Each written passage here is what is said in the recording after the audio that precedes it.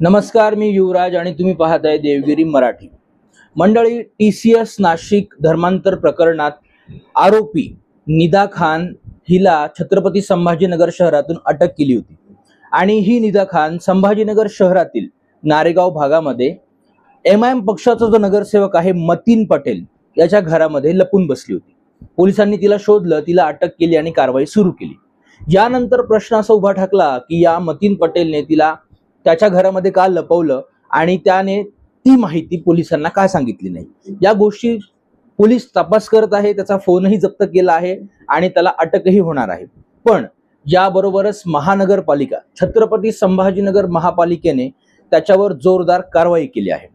मतीन पटेलने ज्या घरामध्ये त्या निदा खानला लपवलं होतं, महापालिकेने त्या घरावर, अजून मतीन पटेलचं जे दुसरं घर आहे त्या घरावर आणि त्याच्या ऑफिसवर नोटीस लावली की तुमचं हे घर अनधिकृत आहे.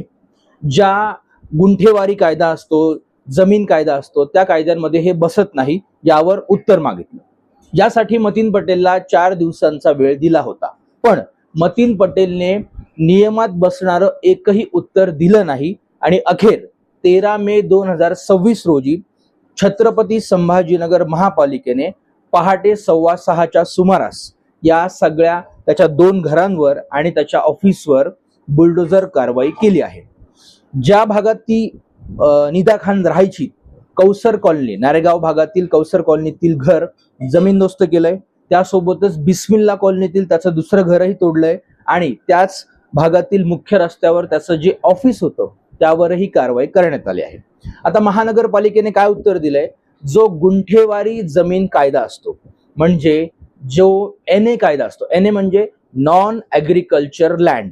तुम्ही ज्या वेळेला एखादं घर बांधता, एखादी इमारत उभी करता, तर ती जागा ही गुंठेवारी कायद्यानुसार तुम्हाला प्रशासनाकडनं त्याची मंजुरी घ्यावी लागते की ती जागा ही NA आहे, नॉन ॲग्रिकल्चरल आहे आणि या जागेत बांधकाम करण्यासाठी महानगरपालिका प्रशासन परवानगी देत आहे. अशी परवानगी या मतीन पटेलने घेतलेली नव्हती. या सगळ्या कारवाईत तो पकडला गेला आणि यानुसार त्याच्या त्या सगळ्या बांधकामांवर कारवाई करण्यात आली. आता या कारवाई विरुद्ध या मतीन पटेलने औरंगाबाद खंडपीठामध्ये याचिका दाखल केली आणि या खंडपीठाने देखील त्याची याचिका नियमात न बसल्यामुळे फेटाळून लावली आणि या सगळ्या गोष्टींमुळे त्याच्या या घरावर बांधकाम तोडल्याची कारवाई झाली आहे.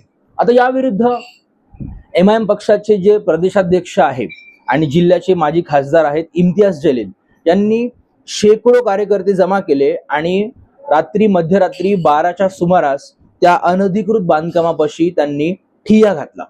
अनेक लोक जमा केले आणि आम्ही हे बांधकाम तोडू देणार नाही अशी भूमिका घेतली. पण शेवटी कायद्यासमोर सगळे सारखेच असतात आणि या ठिकाणी महानगरपालिका प्रशासनाने पोलीस बंदोबस्त वाढवला आणि योग्य कारवाई करत हे बांधकाम तोडून टाकलं. आता यामध्ये आणखी एक बाब समोर आली आहे, ती म्हणजे ही कारवाई करताना त्या भागातील त्या मतीन पटेलच्या ज्या घरातील महिला होत्या, बायका होत्या, या लोकांनी काय केलं की महानगरपालिका प्रशासनाच्या अधिकाऱ्यांना गळ्यात हार घालून त्यांचा सत्कार केला आणि त्यांच्या हातामध्ये संविधानाची प्रत दिली की तुम्ही चुकीचं करताय आणि संविधानाने हा देश चालतो असा एक देण्याचा त्यांनी संदेश दिला.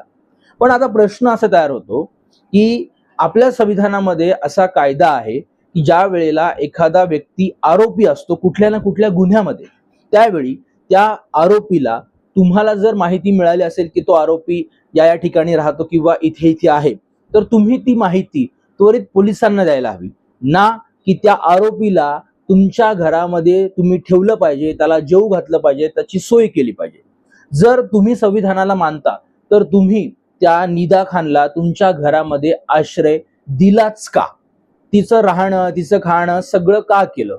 मग त्यावेळेस संविधान तुम्हाला आठवलं नाही का?